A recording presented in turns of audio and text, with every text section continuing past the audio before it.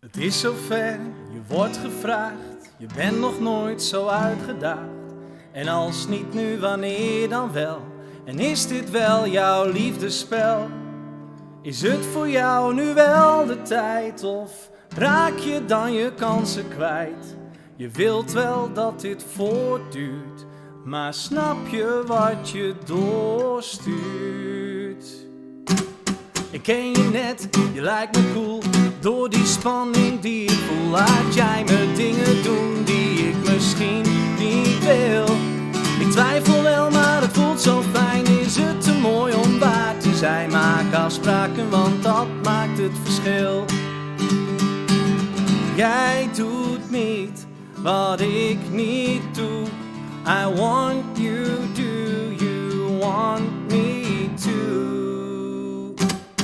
Online seksen is niet raar, maar wees bewust van het gevaar. Stuur je wel of niet die pik? Stel dan de vraag van wat wil ik? Weet wie je in je leven laat, voordat je tepel viral gaat. Een hart, doe daar voorzichtig mee. Bij twijfel houd je pik privé. Geniet ervan, zolang het kan, maar houd het voor jezelf dan.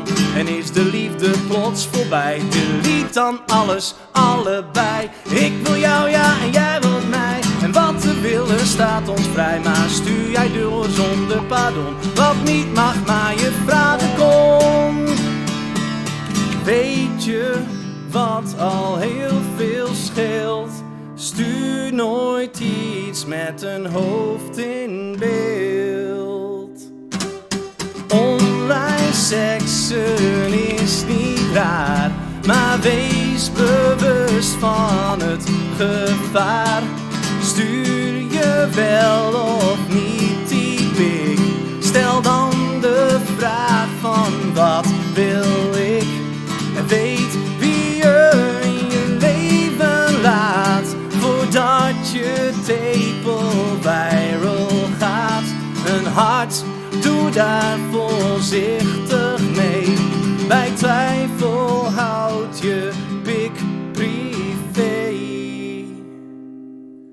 Het is zover, je hebt weer één, met gezicht van top tot teen.